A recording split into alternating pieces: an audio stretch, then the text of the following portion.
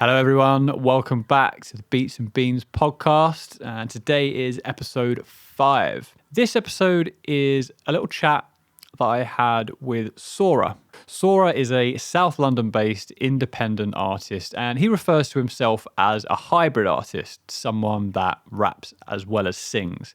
And he'll tell you a little bit more about that and what that actually means and looks like and why that's really important for his career.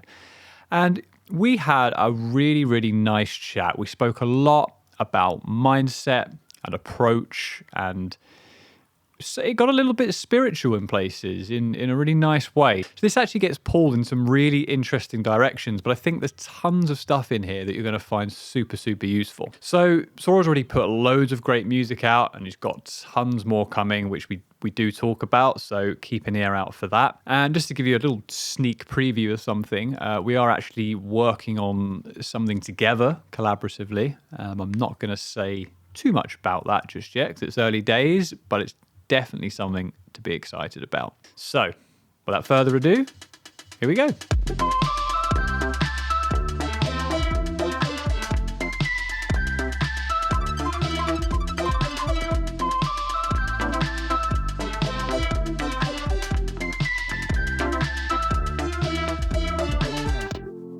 How you doing? How are you? How's things? How's work? How's music? How's everything?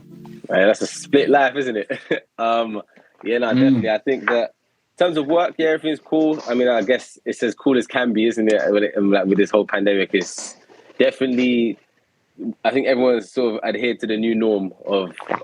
I love working from home. I can't lie. I like it a lot. You know, it saves me money on travel. It saves me time. I wake up, I'm at work. I close my laptop, I'm at home. You know what I mean? I don't have to dilly dally around. But our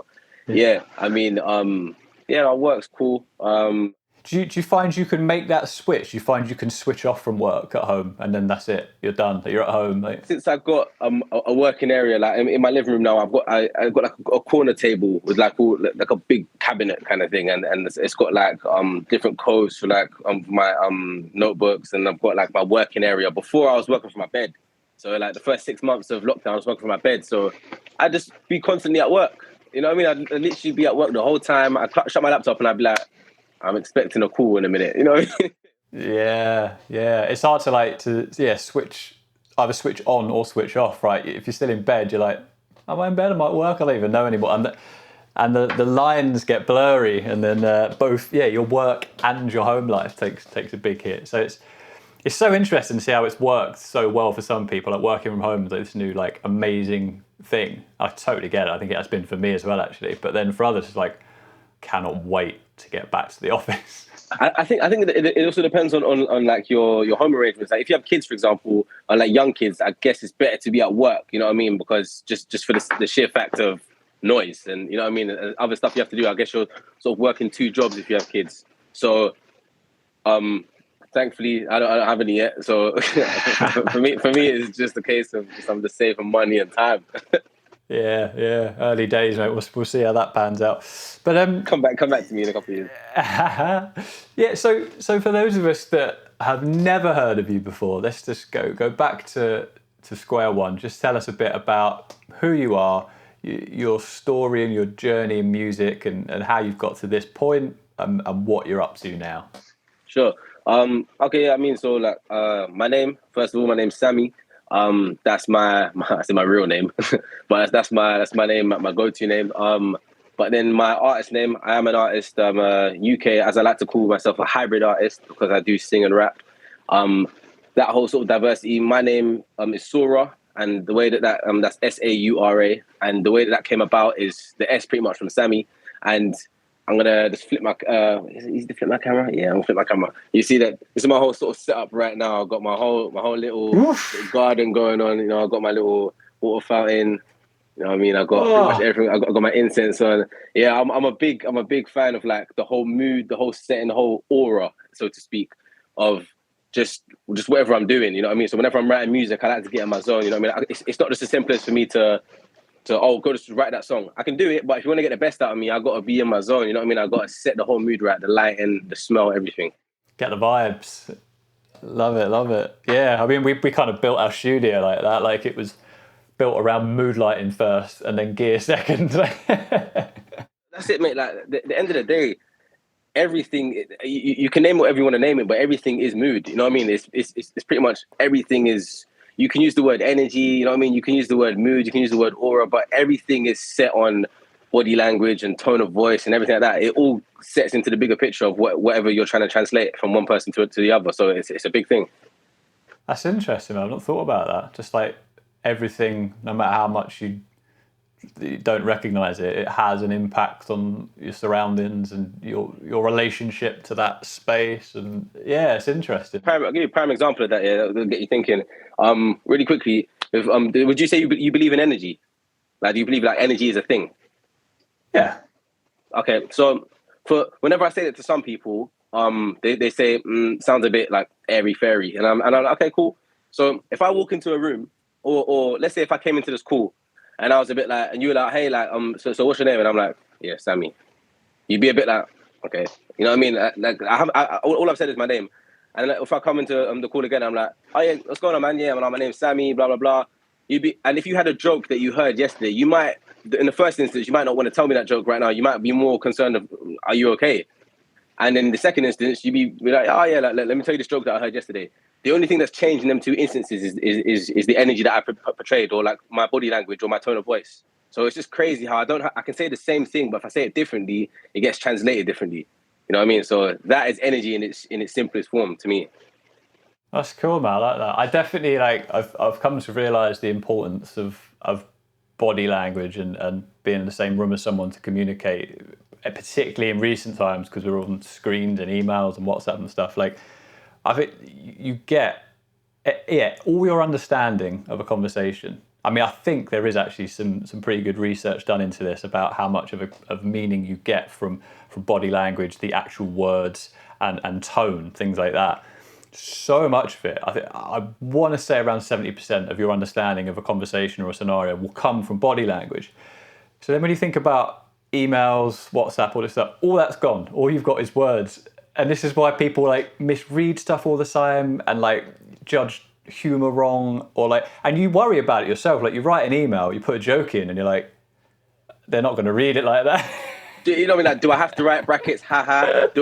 And that's why people, even on WhatsApp and stuff, you have to decorate stuff with emojis. Otherwise, if I put lol, it's like, oh, he didn't really laugh at that. But lol, if I put lol, laughing face, it's like, oh, he found that really funny. You know what I mean?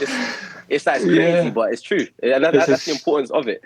Strange part of the human condition, isn't it? That like, yeah, that new weird form of social, like, yeah, it's bizarre, isn't it? But it's so interesting, and it kind of makes you realise just how key like good communication is. And I've mentioned this a couple of times on here, but Sam Jump, my production partner, he can't do like emails and WhatsApp and stuff. Like, you know, he does, but I'll often see, you know, on WhatsApp you'll see such and such is typing, right, and you're waiting for the message to come through. I'll see that, and then it'll stop, and then the phone will ring, because he knows if he really wants to like actually get a message across, like, oh, so I'll pick up the phone.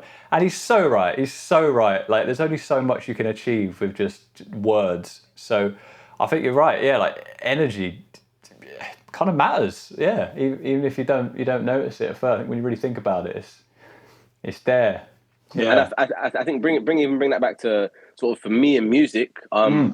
Definitely matters when it comes to that, man. Like just to get us on this podcast. Like, if I had approached you and then I'd said, oh, like, I want to be on your podcast, you'd be like, who's this guy? You know what I mean? As opposed to how we came across to you, and it was like, hey, like, I see what you're doing here, blah blah blah. You know what I mean? It's just I want the same outcome, but the approach has to be correct. You know what I mean? You just got to be a normal human. You know what I'm saying? Like, it doesn't. But was it good manners cost nothing?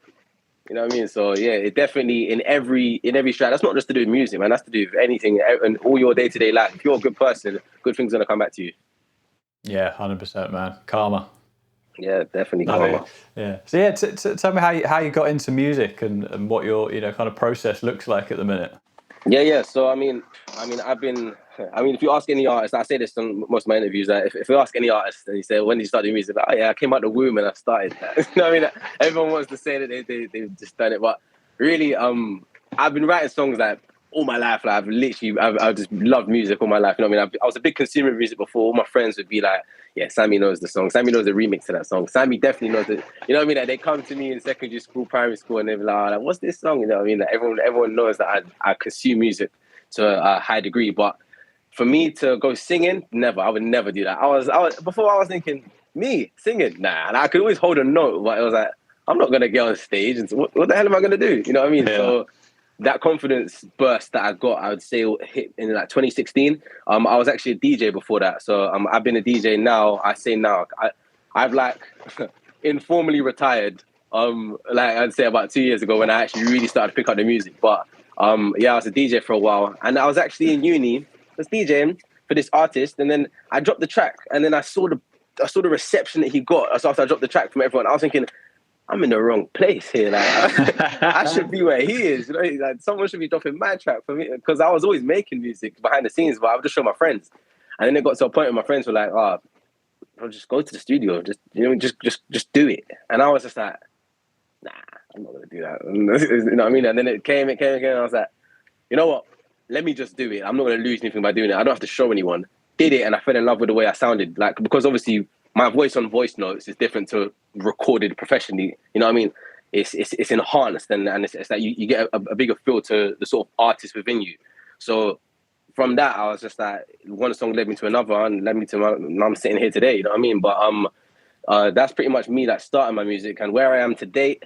I'll get on like as we come, like, tie this to an end a little bit later on. I'll tell you about like what I've got coming up and stuff like that. But yeah, man, I dropped 18 projects last year. So yeah, like I that's the most I've ever dropped in a single year. I'm aiming for 30 this year. So wow, yeah, I'm definitely, it's gonna be a big year. And I've actually got one song. It's the first time I'm actually telling anyone this like live, but it's called Ready to Love. And that was produced by the one and only George Holiday. I know you did a podcast with. Yeah, man. It's a really, really sick track, man. So I'm actually gonna definitely get it sent to you, but so you can hear it beforehand. Oh, please do. That'd be great. I absolutely love that. George is such a cool guy, man. I'm glad that you're doing some stuff with him. Talented as hell. Yeah, really. So you went down to the bus with him and smashed out some tune? When I was supposed to go there, my car had to say no to me. No, I was gonna drive down. It's only about an hour drive for me, but my car literally said, "Oh yeah, my radiator is feeling a bit weird." So my car just literally broke down on me. I couldn't even go that day. So we just did everything remotely. But yeah, man, that's just a credit to show how much of a hard worker he is, that he can actually still get stuff done. You know what I mean? Yeah, no, he's a great guy. I mean, so I've spoken to him so many times, and then finally went down to meet him in December, and he's everything that you expect him to be. You know, it's nice when you see people aren't a facade behind something online. Do you know what I mean? Like, he is that guy, and it's. Yeah, exactly that. Yeah, no, he's a great guy. But yeah, but I think like it's so cool, isn't it, when you kind of get a call in to do something that like you don't necessarily think you could or you should, or that's you. And then at some point, there's enough of you just get something in you to go, oh, what's the worst that could happen? Go on, let's give it a go. And it's that do something mentality, like just whatever it is, just do something, you know. And sometimes like just the most unexpected things can come out. And yeah, look at where you are now. Like, that's crazy, you know. 18 songs on in 1 year. A hell of a lot more to come, all because it just had enough of a little pluck of courage to go and do something new and scary, right? Like, I imagine going into the studio for the first time as an artist is intense, right? The fear and the judgment on your voice and all this kind of thing. And I think it's about I always say this, but the key to life for me is everybody needs to number one, shrink your ego, and number two, increase your humility. If people can be a bit more humble and a tad less egotistic, it's going to shape the world in a space that or the direction it needs to go in. Because honestly, I understand that I'm never going to understand enough, and that's great. You know what I mean? Because people always reading books, you're always learning more. Everyone's listening to audiobooks, everyone's watching videos, everyone without even knowing, you're learning something every day. Like, so, and even if it's something so minute, and even if you want to be so stubborn to say, I already knew that, and you didn't actually know it, it's great because now you know. You know what I mean? Like, now you have that piece of information that you can go off to the next person and say, did you know this? You know what I mean? The did you knows is what we should all grasp onto in life. You know what I mean? Because we don't know until we know. And so applying that to my situation, when I was in the studio at first, oh my God, like I could literally say I sounded like, I don't know what the hell I sounded like on that first track that I ever made. But at the time I was like, this is amazing. You know what I mean? Like, this is great. You know what I mean? But then it's just another thing that I say, I got loads of quotes in me, man. But another thing that I say is pretty much, wherever I was from last year to now, anything in between that space is all growth. And wherever I'm heading to January 2023 is all potential. You know what I mean? So whenever the potential looks daunting and it looks frightening and it looks scary, look back at that 2021 to 2022 ratio and look at that growth and just know that you're going to replicate that, but 2 times more. You know what I mean? That's what we should be aiming for, because it's a long road wherever you're headed to, but changing the world is hard. It sounds hard to say you want to change the world, but you can do it in small bits. You know what I mean? And it's all going to come together, and hopefully solve climate change. But I think that I'm not trying to be. I'm not an advocate for that right now. Like, I'm just trying to change how I sound. But you know what I mean, man. It's just to anyone listening as well, man. If you're on your journey to whatever you're doing, not just music, man, whatever you're doing, you starting that podcast, or you're starting that you're a video editor, or you're an artist, or you're a dancer, that road is long and there's going to be so many twists and turns and you're going to fall in and out of love with it. But just remember, look back at when you started and look at why you started and look at how far you have come. Like, the person you are now compared to the person when you started is a completely different person. Yeah, the key thing there for me, like the why you do something, I think people get lost at some time. I'm kind of glad we've gone here, actually, because I've been reading something lately, and I'm so glad you've kind of said what you said, because it's absolutely on point. I'm certainly not the first person to have read this book. It's massively successful, and it's one of them books, The Subtle Art of Not Giving a Fuck. I saw it, I thought that just sounds a bit too obnoxious for me.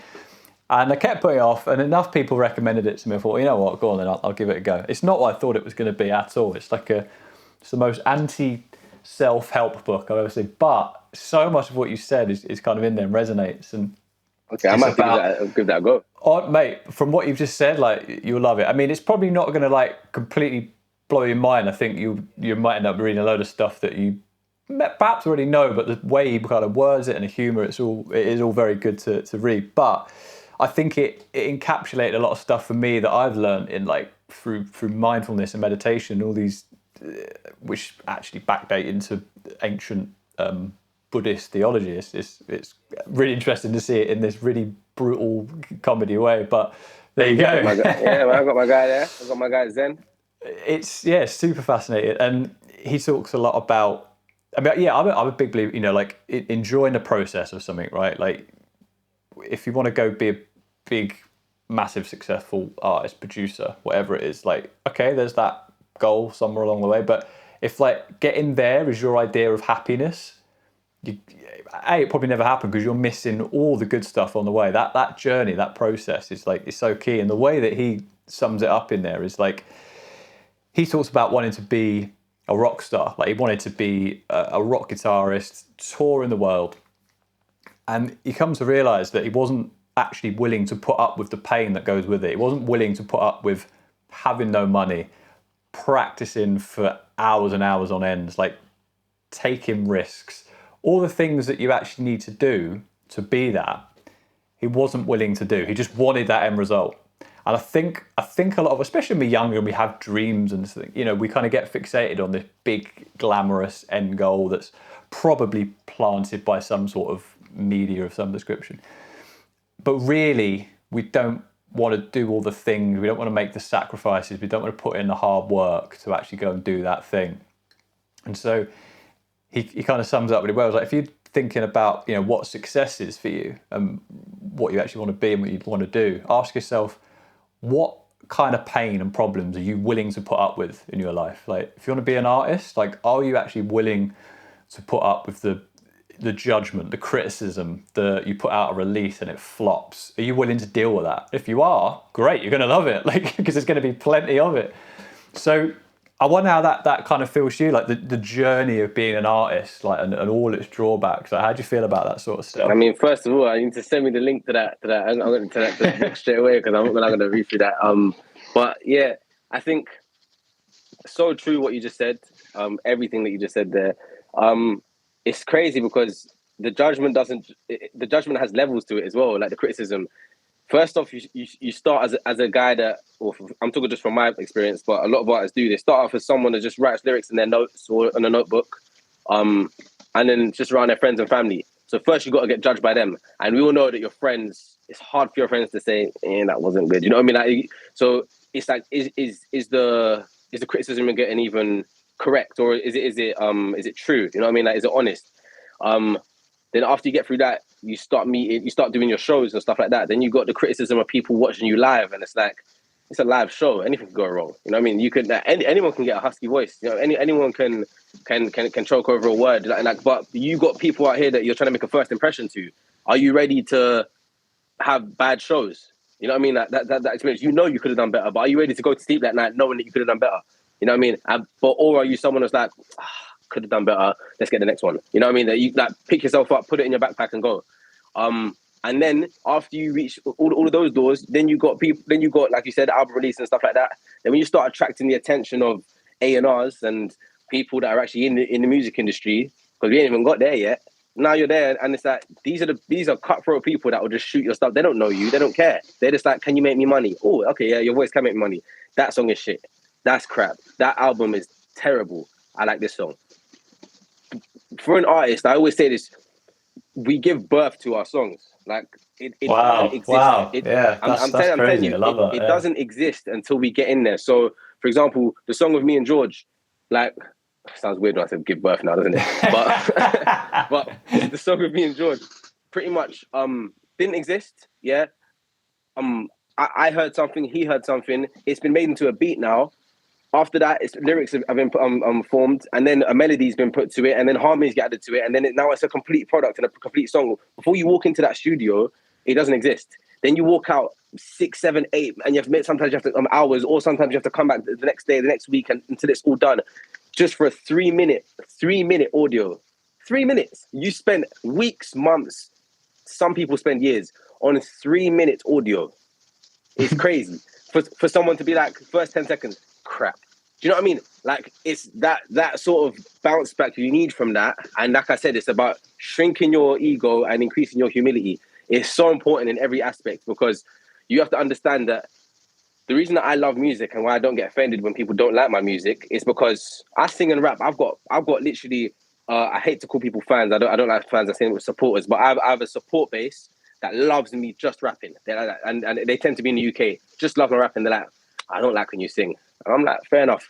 Then I got mainly people in the US that love my singing and do not like my rapping because like the catchphrases that I use, the my accent and stuff like that. It's like people don't really understand. They're like, man, why do you rap? You know what I mean? Like it's like a complete double-edged sword. So it's like, for me, it's great because it's like, I got two different support systems here. You know what I'm saying? And I got people that don't like me at all, and then I got people that love me for everything. So it's like, if I just cared about it, I always say this, it's like having a stage, and then it's like you have 10,000 people there. You have, 9,000 people that love you, but you have 1,000 people that hate you over here. That's a lot of noise from them 1,000 people. But are you going to shut down the show because of them? Or are you going to ignore that core fan base of 9,000 people that love you? Of course you're not. You know what I mean? It's going to drown them out. So you got to be able to sort of mediate and control that in your head and push forward to the heights that you're going to, if that makes sense, as opposed to digress and retreat back to a place that you was in before. Yeah, man. Yeah, I think what we often see, I certainly see this with artists, is the really brutal thing with art is you put your absolute heart and soul into it, and it means so much to you, and it's really hard to get out of some of this negative bias that we have sometimes, where you might get 1,000 comments talking about how good it is, but you find one that's bad and they say they don't like it. That's all you're going to think about. That's the most important thing. Like, oh my God, someone hates it. Natural human behavior, man.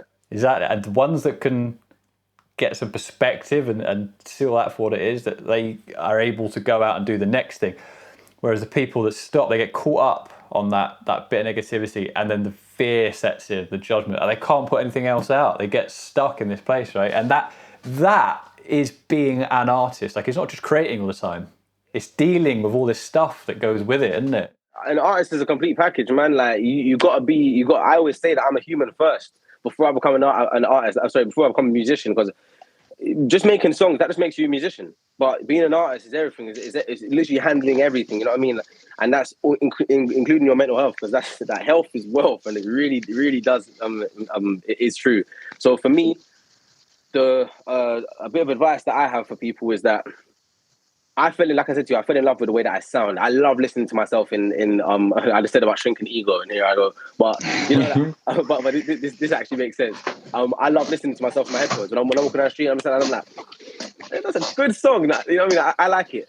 And if I put it out, and my releases can't really flop in the sense where I don't have targets for them, but like I would love to have 100,000 streams on a song. That's great. That's amazing. But if it doesn't, I only put it out because I thought it was perfect. So because I thought it was perfect, I've won. Anyone else that likes it, it's added value. It's like, oh, you like it too? I saw it. Yeah, cool. You know what I mean? And then someone else, oh, you don't like it? Oh, that's cool. I like it. You know what I mean? And it's about balancing that situation with when if someone says, I don't like it, it was trash, ignore that. If someone says, I wasn't really feeling that one, I do like some of your other music, I wasn't feeling that one, here's what I think you could have done to be better. That's now constructive criticism. There's loads of comments that are going to come through. You filter out the people that say, that's trash, rubbish, I hated it. Stuff like that, because there's a way, like I said at the beginning, when you walk into a room, your tone of voice is like, if your tone of voice for that criticism is to be constructive, then you say it in a constructive way. If your tone of voice comes across as that was trash, no one wants to hear that. You don't need to say it like that. You know what I mean? You can say that you didn't like something without saying that you hate the person, or that you know what I mean? Like there's a way to say it where you don't have to be cutthroat, if that makes sense. Yeah. I mean, let's wind back a little bit, so you said. I mean, let's just kind of, you know, we've highlighted some of the difficulties that go the day-to-day of being an artist, and you mentioned then like looking after yourself, looking after your mental health, like that's now part of the job. So how do you go about that? You know, what kind of, you know, what do you do? Why are you looking after yourself? Or what problems have you found on the way that you think, okay, this isn't good for me, like I need to do something that combats this? Like, how are you looking after yourself? I've seen your Zen desk, so there's obviously, you know, like some things going on there. So just break that down a bit for us. I mean, and as spiritual as I look, I'm not spiritual. I'm not religious, not spiritual, nothing. I just think I just have a thing for interior design. I just figured out recently that I just like to, you know, I like to do my room in a certain way, and this is calming for me, because like, you come back to your room and it's like you're gonna spend most of your time in your room. You get ready in your room, you turn on in your room and you turn off in your room. You know what I mean? Like ready for the day, and then you go back. Like your room always sees you, so you should be stepping into a comfort zone after a hard day out, if that makes sense. So, but pretty much me, I think number one, I got to shout out the section, man. I got to shout out. I got this thing called Saura section that started from Clubhouse last year, and it's just a group of individuals that are just amazing. Like, I got to shout out Ange, shout out Billy James, Sophie, Jazz Healer, Gabriel, who goes by Hughes, Ivy. It's got to shout out anyone else that I've missed out. Pretty much just individuals. Not all of them are musicians, but like quite a few of them are musicians. Producers. You've got loads of different people that I just keep in this space. It's probably about 10, 12 of us. And it's just people that I have constant interactions with. You know what I mean? Like Ange is the lady that we set this up with.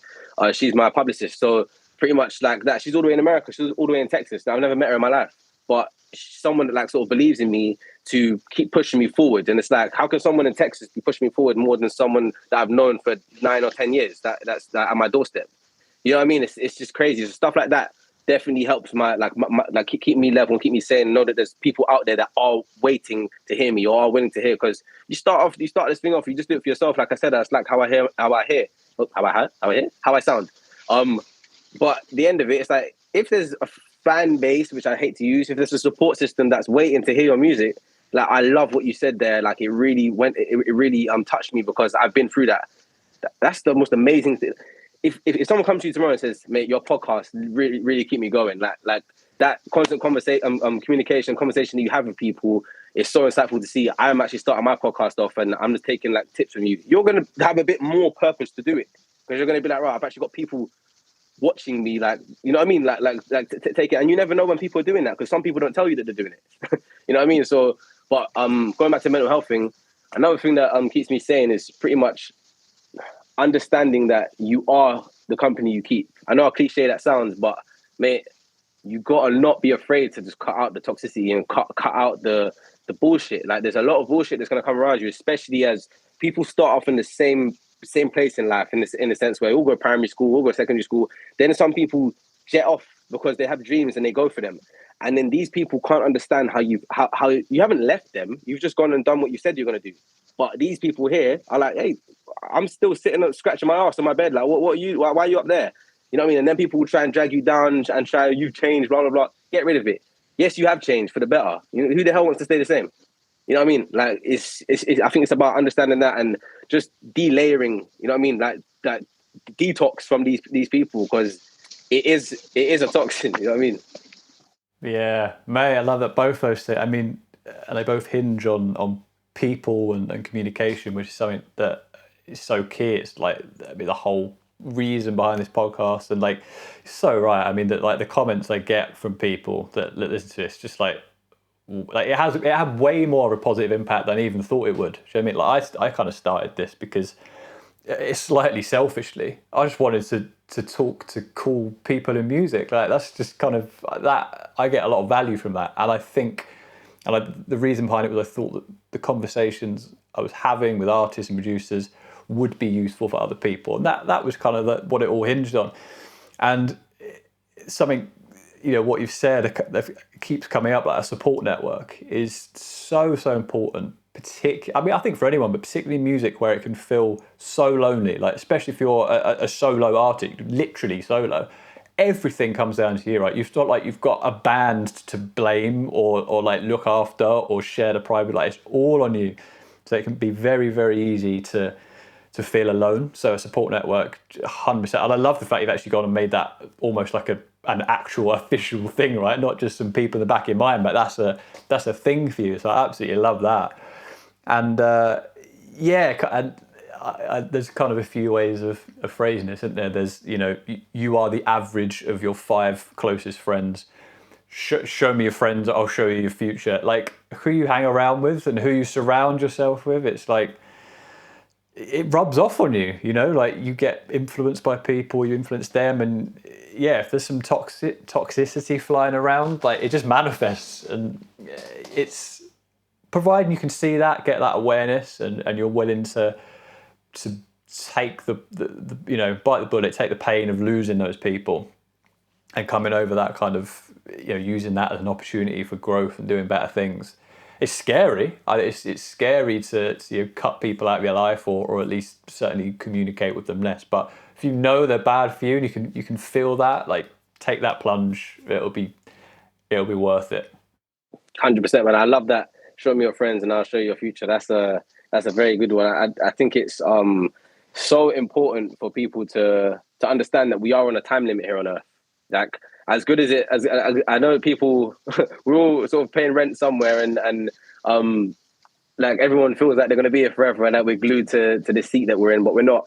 You know what I mean? Like we are going to leave at some point, and as humans just naturally don't. They love life, but everyone hates to hear about death. But it's on the same thread.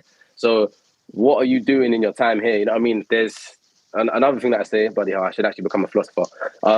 Write a book, mate. This is great. That is actually one of the things that I'm doing, though. But we'll come to that. Do it. But pretty much what it is, is I believe that people are in 3 phases, and I'd be interested to see where you are on this. In 3 phases of life, there's past, present, and future. We all know that. So there's people that regret a lot or think, oh, damn, should have done that. Damn, didn't do that. Oh, I'm quite happy I did that, actually. Past people that are in the present, living for the now. You know what I mean? Living paycheck to paycheck. If that's what it is, fuck it, I'm living now. I'm gonna go out and I'm gonna go out and seize this opportunity. I'm living for now. You know what I mean? Like people that actually live in the present and are enjoying the moment. And then there are people that are in the future that's like, not that they don't acknowledge the past or the present, but they're just a bit more like, I wonder what's going to happen then. Like, a bit more anxious. The people that are a little bit more anxious, a bit like, if I did this, then what about that? So future facing people, and I think you need the balance of three that they harmoniously need to live together inside of you. But it's very hard to do that because naturally you'll just be part of one, or you can be part of a couple. But I think there's this thing called hindsight, which is I should have done that. And then there's this thing called foresight, which no one really talks about, which is a thing where if I do this, then the implications will be this, or if I do this, then the reward will be this. And I have a lot of foresight, if that makes sense. I have so much foresight that I am very future facing. Like me as an individual, I can definitely say that I don't really get too like, I don't suffer from anxiety or anything. Like, I don't really care about it that much, but obviously I care about my future, but like I don't care about it for it to affect my daily life. But I am more forward facing, and it's just a bad thing. But it's like I don't enjoy this moment as such, and it's dangerous because whenever you get to where you're getting to, little kid's gonna come up to you, or a young artist gonna come up to you, or a young podcaster is gonna come up to you, and what they're gonna say to you: how did you do that? And then all you're gonna have is this moment right now that you're sitting in. You're going to be speaking about. Not about this interview, or I hope you do, but you're not really speaking about that such about this interview, but this is going to be part of the journey. And so all you're going to have is these little, you know what I mean, like this whole trail of the journey, which is what's going to be so special and costs like so much money, like or so much effort for one person, and it's going to really help them. So enjoy it whilst you're in it, you know what I mean? As opposed to, I didn't actually enjoy that moment when I was in it, you know what I mean? And yeah, I'm 60 now and I'm not even doing that anymore. You know what I mean? It's like, where would you say that you sit in out of them three sort of? Yeah, I think about this a lot, you know, like this is, yeah, it's so interesting. I definitely, the least of the three, for me is past. I don't look back too much. And when I do actively try and do it in a way that means I'm learning from something. Like I might have fucked up badly. I might have done something. I can think about my past self and I'm like, well, he was a dick. Like even that is not a good guy. But I don't attach too much judgment to it or anything. Like I think I can learn from my past. I am actively, constantly trying to better myself in such a way that means I am more present and enjoying the present, because all you have is now, right? That's again another Buddhist thing, right? The past's gone, the future hasn't happened yet. All you have is right now, and it's very easy to lose that. I think of the three, looking forward too much is, and not necessarily in a positive sense. Like I could sometimes just make stuff up in my head that's like end of the world scenario for my career, and I'm sitting thinking, well, how's that happened? Why have I spiraled like that? So I think of the three that, you know, I'm always trying to be more present, because I never ever used to be. And it's only when I've really started to look after myself and try to understand how my mind works and how I'm going to live a fuller, happier life, that I realised I was just missing stuff, you know? I was missing good things that were happening in my life right now because I was constantly trying to focus on this next thing. And like I said earlier, I for a long time, I had this fuzzy image of what success and therefore happiness would be for me. Like I thought I'd be in a big touring band. Like I thought I was going to be the world's biggest producer.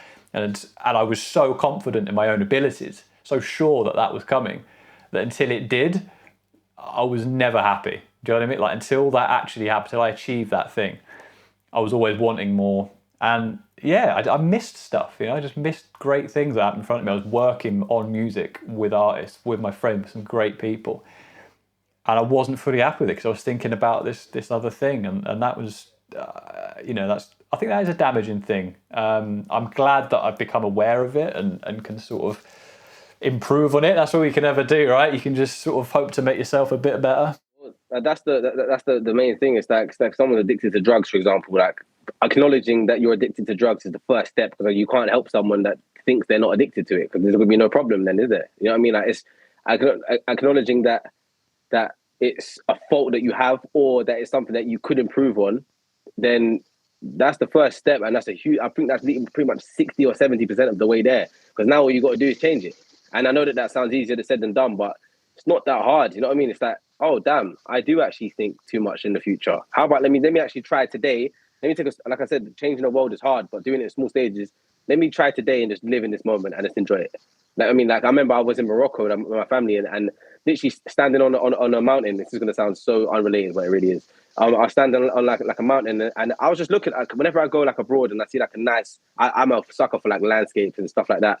And I'm like, I literally put my phone in my pocket and I just breathe the air in. Like I just stand there and just picture it. And then when my dad come over to me, he was like, "What are you doing?" I was like, oh, "I'm just taking it in." He was like, "Oh, all right, good on you." Is that people your age would be taking pictures of it? And I did take a picture afterwards. So of course I'm gonna take a picture of it. But I was like, I can remember that I can remember the view in my head. Like right now, I can literally remember the view. I can remember exactly what I saw. You know what I mean? And it's some people would literally just take the picture, or like they go to concerts and just have their phone like until their phone dies. Have you enjoyed watching whoever the hell you were seeing, or do you have to look at it back to see what they was doing? Do you know what I mean? It's living in the now, not trying to live for the future. It's important. Yeah, it's tough, and there's definitely some. I think maybe more now than ever before, but just how plugged in our generation has become. Like we're constantly exposed to. Again, this is something that I've thought about for a long time. I could never find the words for, but this book done a really good job of it. Or is exposed to the very top and bottom 1% of everything. So we always see the most successful people in the world at anything. We always see the most disadvantaged and the most in pain, forgetting that 99% of the world sits in this completely mediocre middle all of the time. But because we see these extremes, we try to beat, right? We try to match and beat, and we think we can get to being absolute like top 1% of something in our field. And when we don't, you think you're in the bottom one. You feel like you're in the in the bottom 1%, and you start to do things that you actually. This is something I found, and this is a hard truth for me to really get my head around and say, but I'm sure I'm not alone in it. But you actually end up embellishing your own stories and excuses for stuff to make yourself feel like you're in the 1%. It's entitlement. It's the same thing. You can express entitlement in these two different ways. You can think that you're entitled to, being successful, and you can be anything you want to be if you work hard enough, and that's going to happen. It's your birthright to have that success. Or it can be expressed as the world's against me. I can't win. There's nothing I could do to change my situation. Everything sucks. I'm stuck here, and that's that. And that top 1%, that top 1% is ego. Bottom 1% is humility. You know what I mean? If you want to put it into them, if you want to look at it like that, it's so true. And what that whole thing is, I remember learning it in sociology. It's called self-fulfilling prophecy. And what you see is that what you see is what you are, or what is shown to you, and what you start to take it on, and it's that you wear the burden, and then it starts to actually coexist with inside you, and then it's actually reality. You know what I mean? Like it actually comes true because you think it. You know what I mean? It's like the placebo effect, and it's crazy because that's why, not to cut you off, but I just want to add that in. Like it's so true. No, you're right. Yeah, you start to embody stuff, and things just play out the way they should because you've got a focus. You start to notice positive opportunities that are going towards that thing, and you filter out stuff that doesn't matter. And yeah, it's good to have a focus. And again, like we said, a reason, like a why. Have a really good, strong value system and a why. And I think with music in particular, man, like you've got to know why you're doing it, because it's a horribly bumpy road, like a lot of art forms are. And Matt, you need to have a good reason why you're doing it, because it's very easy to do it for the wrong reasons. If you want to get into music for the glitz and the glamour and the girls and all the things that could go with it, because you see it on in music videos, like then you're probably in it for the wrong reason, and you're probably going to burn out because until that happens, you're just not going to you're not going to get there. So man, it's such a minefield to navigate, but it's so interesting. I've just got so much admiration for anyone that makes art and makes something out of nothing and is prepared to go on that journey and learn about themselves, and it's just mind blowing. Honestly, I love it. I respect every creative, honestly, in every shape and form. It's no one told them to do it. Pretty much like no one told you to do it. So it's like the fact that you've gone and done it for the sake of wanting to share and find, and creatives are like magnets. Like we're literally like just trying to find people that are like you, or that like what you do. It's just like, oh, you like boom, oh, you like boom. Someone in Croatia, you like boom. You know what I mean? It's just like just finding these people, and it's just amazing how someone can just start something so innocently share it to the world, and then it can generate hype, and then people are like, I really like that, I will add that to my playlist. I really like that, I'm going to follow this artist, I'm going to engage with this artist, I'm going to ask them questions. Like, now you've got like this base of people that you didn't even know existed, and they didn't know you existed, and now they can't wait for what you're going to do next. Like, how magical is that? It is, yeah. That's the beauty of creativity, man. It's such a, yeah, it's just magical, making something out of nothing and seeing what, how that can change the world. And it often works in a way that you don't even see or notice. Like it doesn't get summed up in numbers on Spotify. Like, that ain't it. There's way more going on there than you realise. And it's nice to be humbled by that and realise that, I think. And again, just reevaluate your purpose and stuff. But I'm keen to just get back to music. Like, I'm keen to hear about your particular like process. Like, who, like, obviously as a solo artist, you're working with different producers and stuff, right? So you go into different studios, and how does that look for you? Like, how do you go about that? How do you find producers you want to work with? Like, if you said to me tomorrow, like, I'm going to make a song tomorrow, what does that look like for you? Like, what do you do? So for me, starting off early in my career, I'd be going to a lot of different studios and stuff like that. But I've actually just got to the point where I've got my own studio set up. You know what I mean? I got like my own stuff at home. I can mix to an extent where it sounds audible. like I'm still learning. I can't produce yet, but I'm learning the keyboard as we speak. I actually am learning how to play the keyboard. Shout out Sophie for helping me with that. But yeah, I'm at a stage where I think of or I hear a beat, or I want to make a song, get a beat sent to me from one of the many producers, and shout out any producer that's ever worked with me, man. Like, big love, and to all the producers that are to come. There's a lot of stuff coming. I'll literally just hear it. My process is, I still am quite old school. Like, I do write stuff in my notes in my phone, but I am quite old school. I do like to write stuff on the actual notepad and pen. But pretty much me going to the mic, I don't like to hear an instrumental more than once before I actually go and start speaking gibberish on it. You know what I mean? Like, I literally just go on the mouth and la la la la la la la la la la. I literally start doing anything until it starts making some sense. I probably do that 2 or 3 times on average, and then I'll make some sense of the words and like the whole vibe that I'm in, whatever color I set the mood to, or whatever is going on, whatever I've been through that day, whatever I've been through that week, that month, maybe, or if I've just spoken to my friend and they've gone for a breakup, and I'm hearing a song that's kind of really got, you know what I mean, like some tones to it that are really sad, and I can really pick up on that vibe. I might just start talking about a breakup that I've never been through myself, but my friend has, you know what I mean? Like, I only really write music about where I want to go, what I'm going through, or what someone else has gone through. That's pretty much the three angles that I take. And it's, yeah, I just pretty much will start there, get the song to a good degree, and then I'll send off the raw stems to an engineer, and they'll mix and master it for me. Nice, man. It's great. So you kind of, like, it is a collaborative process, right? You've got other people involved. Even though you've got a home setup, like having people making beats and having engineers mix it and stuff, you've got those people around you. I think it's important to. I think it's important to not close yourself off, because every person you work with in this music industry can open a door to someone else. So if you just do everything yourself, it's great in terms of cost and money to be able to, obviously, if you're cutting costs, that to be able to make your own beats. How good would it be? I can make. I'm going to walk in at 3 p.m., make my own beat by 4 p.m. I'm going to make the lyrics to this song by 5 p.m. I'm going to sing it and rap it by 8 p.m. And I'm going to mix and master it. Then by midnight, it's done. Like, that's great. You literally have just killed it in 7 hours, in 9 hours. You know what I'm saying? But you have killed it yourself. And now you've got to market it yourself. And you've done everything yourself. And there ain't no producer in the end that's going to be pushing it. There ain't no engineer in the end that's going to be bragging about it to their friends. There ain't no, you know what I mean, no other songwriters in it on there that's going to be, oh, I wrote that song, like, come check it out. Getting other people involved, and I don't really get people involved in my songwriting process, so to speak. Not that I've never done it, but most of pretty much nearly all my songs are me writing it. But that's something that I do want to do. I want to get more people involved in, like, songwriting. I think it's cool. It's about lowering ego and increasing humility. You know what I'm saying? Like, again, I'm sorry, but I got to come back to it. It makes sense. Yeah. It's not, I made that, I made the beat. Like, that's great, and it is amazing. But how about getting 5 people involved in this song, where you can all post it on the same day, and then you can times the reach by 5? You know what I mean? Or just I just think that it's just good to go to different studios, meet different people, especially going out to different studios as well. best thing you can ever do, because you don't know who's walking out of a studio when you're walking in. Stuff like that. Or when you finish your session, who's going to come in and you're just finishing up your song and you're like, can I hear it back one more time? And you play it, and then someone from Sony just comes in, for example, and is like, this is amazing. Who the hell is that on the track?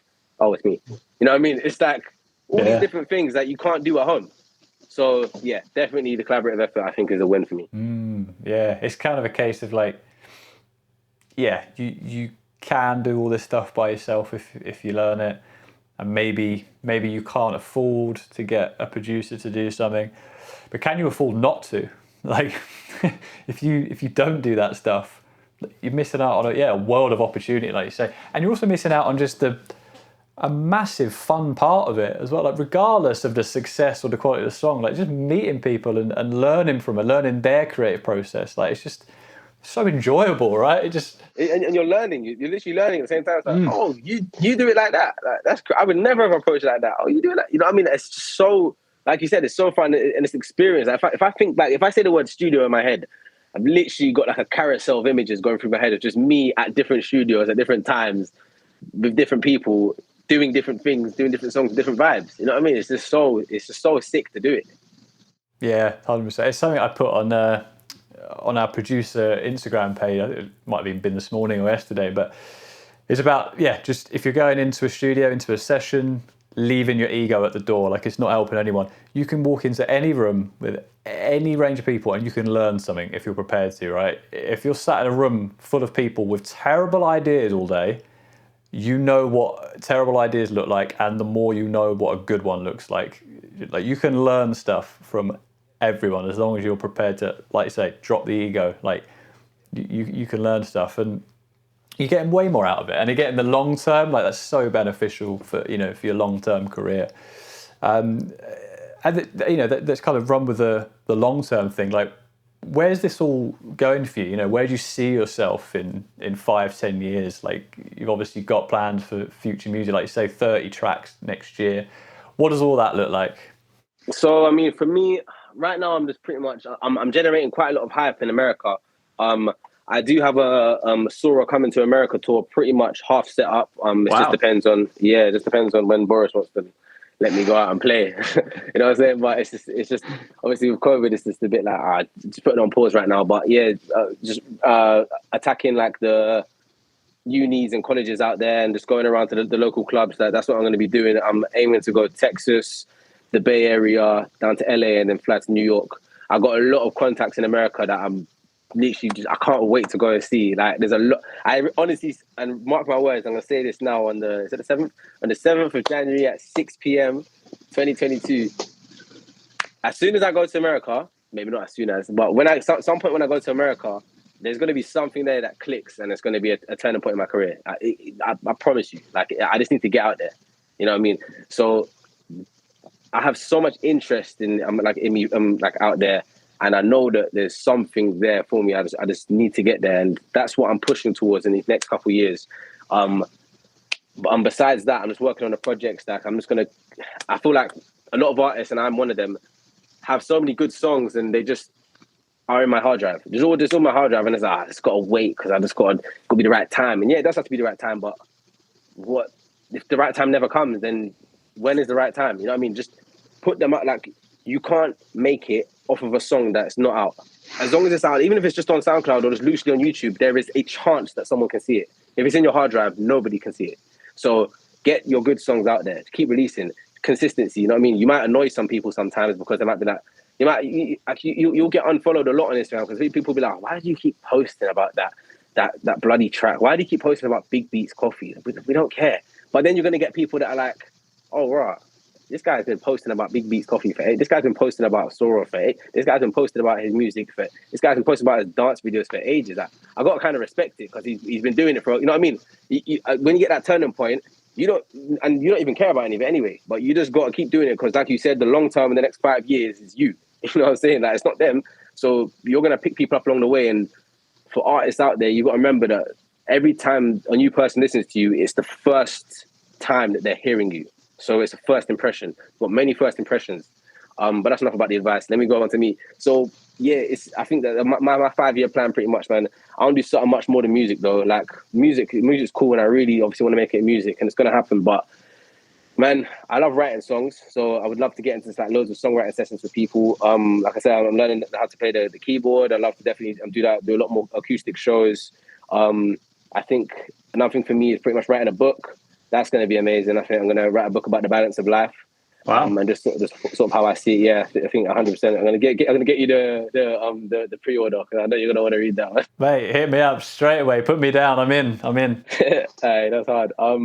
Yeah, man. Pretty much just working on stuff other than music that is to do with me. You know what I mean? Like my whole branding. I think I'm going to get a whole package put together. What I'm working on is an artist hub. This goes into like the sort of, if you want to put lowering ego and increasing humility into an actual physical sellable content piece, I'm making a whole hub which has people like your name's going to be on it. I've got like an Excel spreadsheet of like producers, radio plugs, playlist curators, podcasters, legal. Anyone can help with like legal issues in music, PR. News articles, blog publications, all these different things, just with people that I've picked up along the way. I'm going to get it to a great standard, and I'm just going to sell it off to people, like as like a starter pack for artists. You know what I mean? It's just like it's a thing where it's like I'm only like, because I care about like independent artists, I'm only selling it because it's my experience, if that makes sense. Like I'm along the way, I'm piecing up a lot of people. If I said to someone and I see that they've been on radio, I'm like, oh, how do you get on the radio? And they're like, I don't know, man, it just happened. You know what I mean? I won't come to you with that answer. I'll literally, you come to me and I'll be like, oh, here's that email. There's your foot in the door. I'm not promising you that you're going to get the same thing as me, but here's an opportunity to. It's about that. So that's what I'm working on, that package. That's something I do want to get out there. I don't have a time limit for it, but at some point, that's what I want to do to try and sort of help independent artists that are going to come up after me. But yeah, I think just pretty much everything like that. But I might even get into motivational speaking at some point. I think that I just speak loads, so why not? I don't really run out of gas.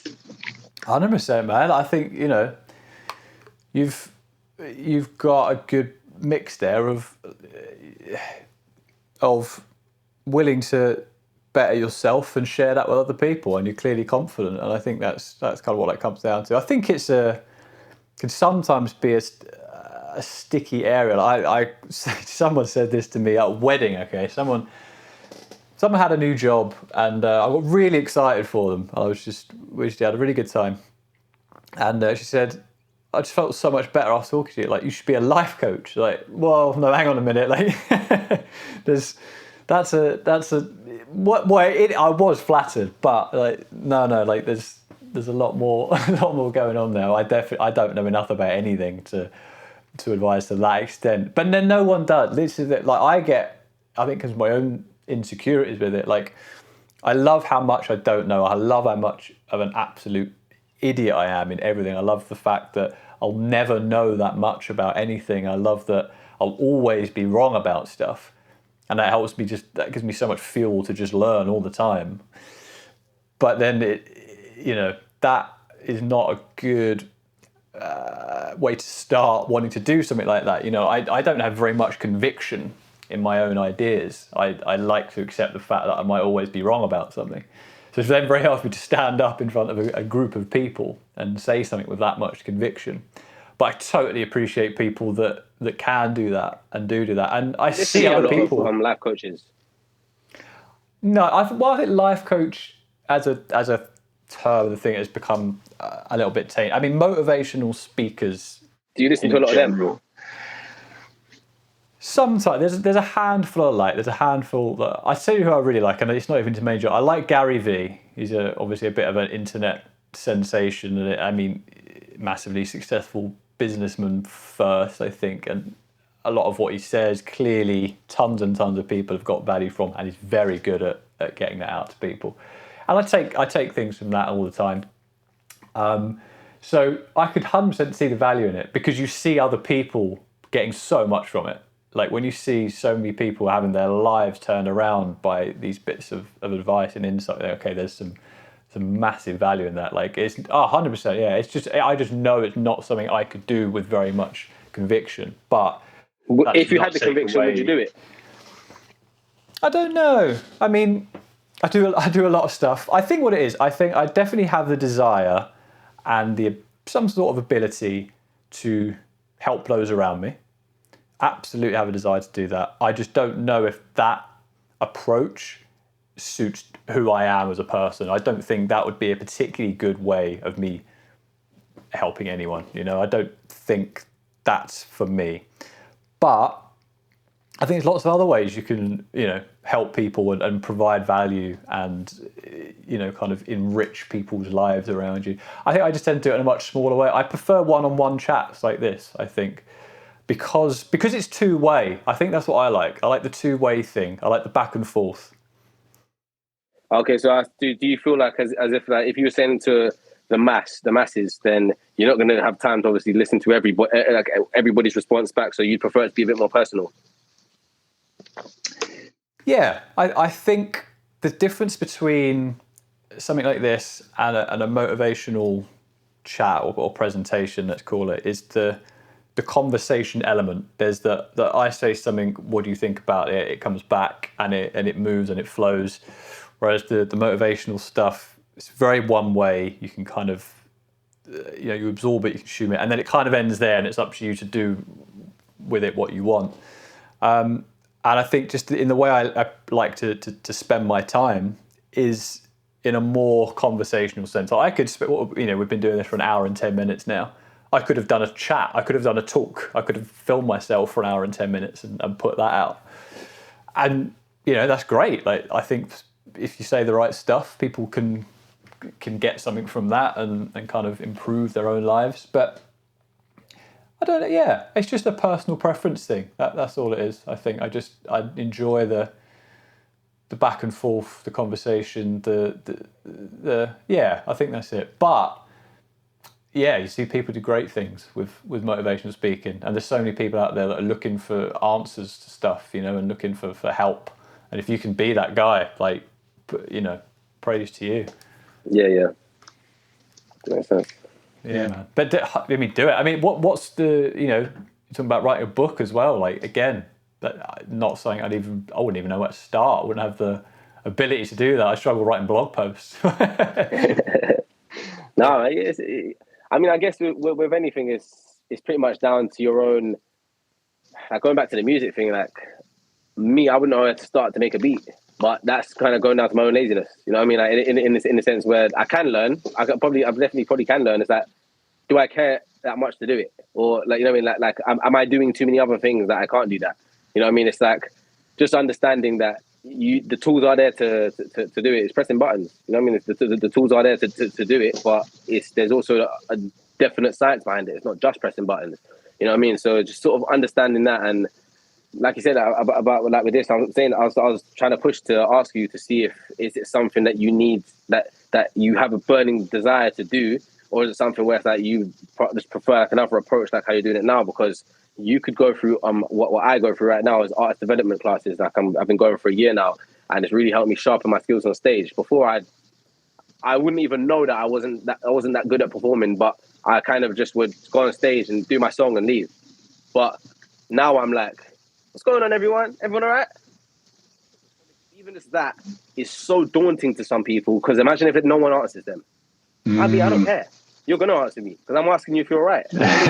It's having that confidence to understand natural human interactions, and it's like you're so much more entertaining. I always remember this example. I was in Dalston, and in East London, and I was doing a show, and there was this guy at the back, and he was just really, really, really drunk and loud.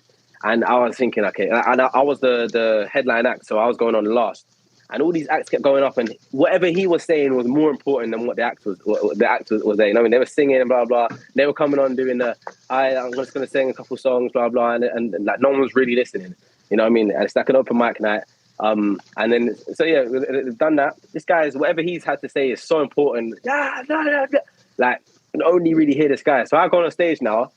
First song. So so they started playing my music. I was like, no. I was like, wait. We're not starting yet.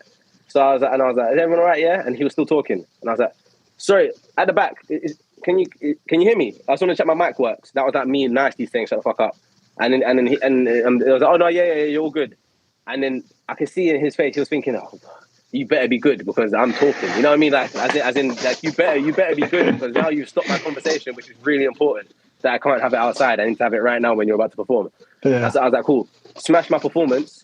And then at the end, I had a little motivational talk that I do like pretty much at the end of my things. And I had to say that if you've got any dream or anything that you're doing, make sure that you know what I mean, that you just keep pursuing it. And I said that thing that I said about from now, anything between here and there was potential. Anything going forward is growth. No, the other way around is growth and then potential.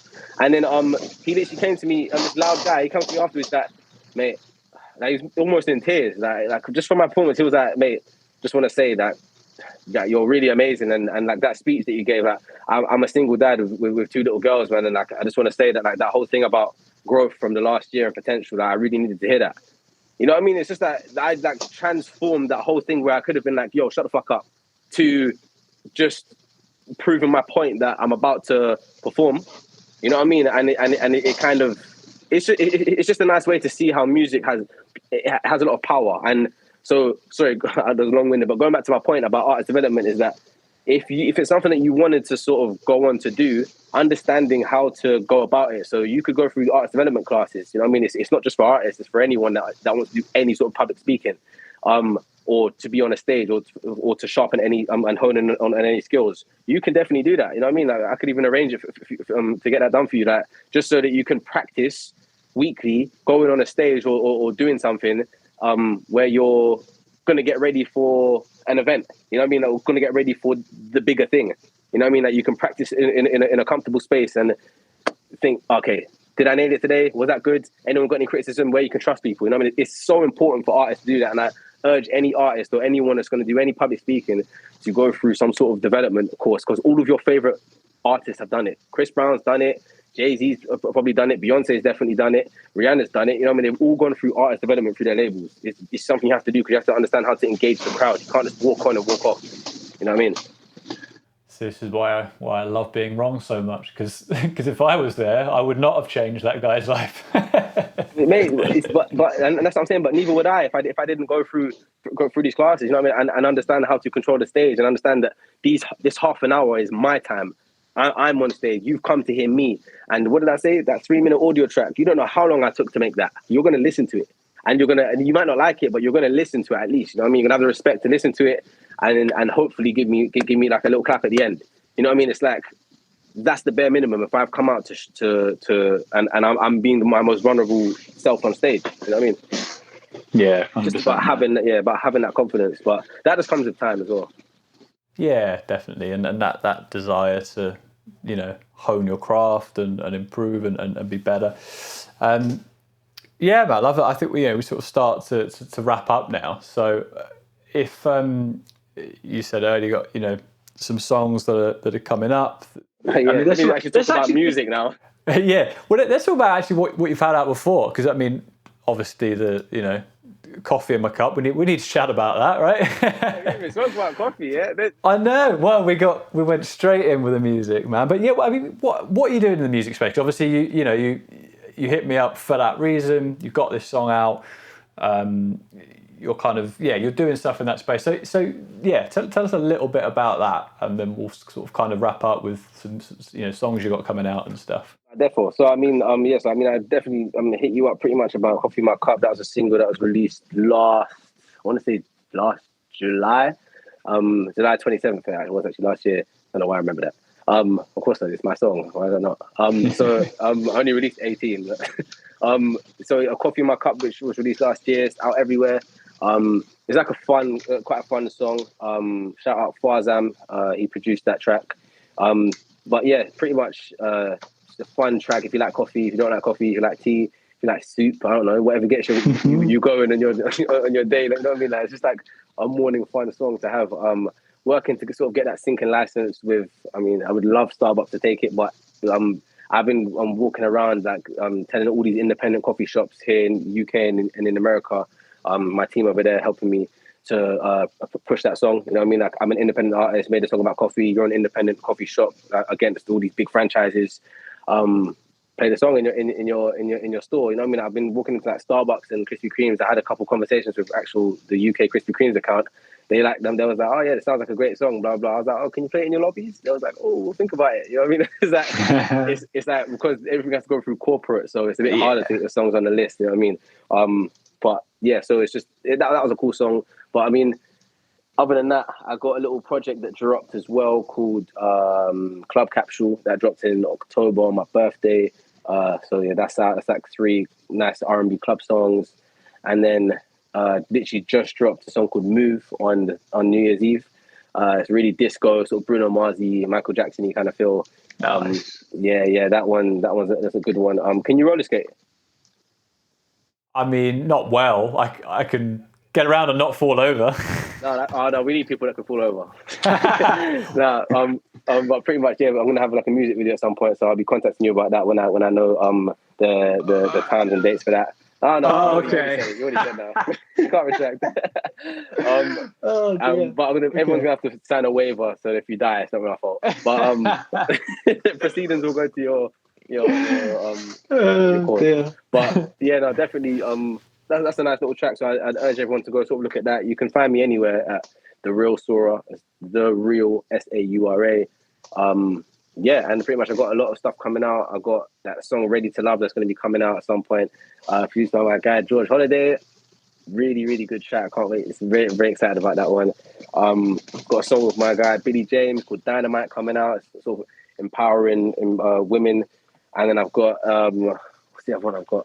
Oh, of course, my project. Every sort of wintry period, I released a project called Sweet Savage. So I did it last year, and so I got another one coming called Sweet Savage Volume 2, which is I'm just waiting for the last song to get mastered, and then I'm gonna start pushing ahead with that. So yeah, the next couple months, I think my focus for me is getting music videos out this year because I've been quite laid back with that. So I need some visuals to the audio. But yeah, still pressing on with that.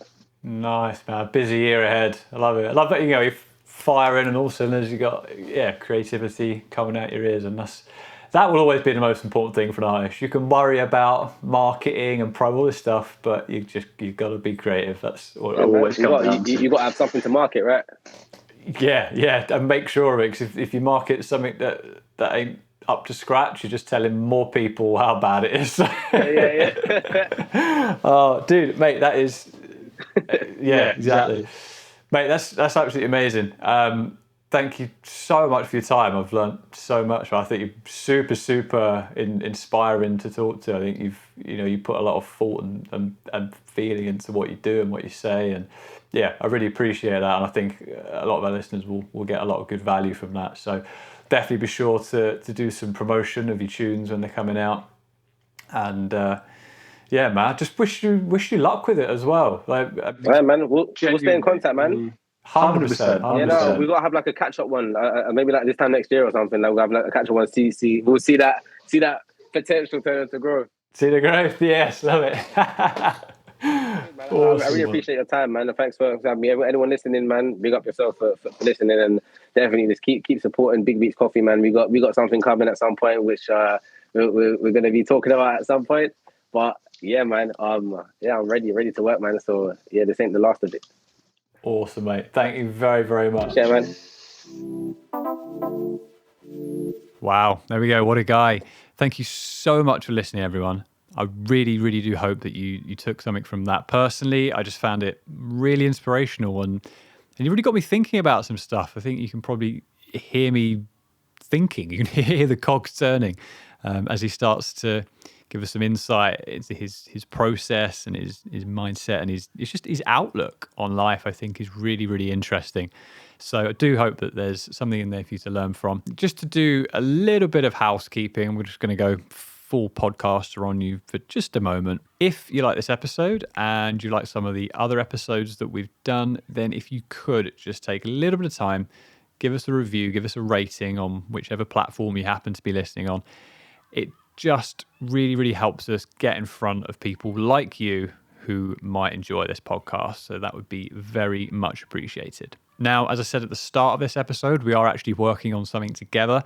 Again, I'm not going to say too much about what it is, but if you like this podcast, if you like this brand, if you like Saura, then definitely stay tuned because you will hear about it soon, and it is very, very exciting. If you want to get your hands on some coffee, you know where you can do that. It's www.bigbeatscoffee.com. You can find out everything you need to know about Saura and his music if you go to his Instagram, The Real Saura, or you can just type in Saura on Spotify. And lastly, I just want to say that we've had some fantastic episodes to start this podcast off. I'm so proud of what we've managed to do already, and it's just the beginning.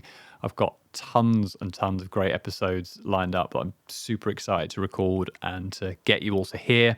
But in the meantime, if you think yourself or perhaps someone else that you know might be a really cool guest to have on this podcast, then let me know. Just drop me an email. That would be on sam@bigbeatscoffee.com. And I'd be really looking forward to sitting down, having a coffee, and just chatting about music and life. So until next time, make great coffee, make great music, and make even better conversations. Take care.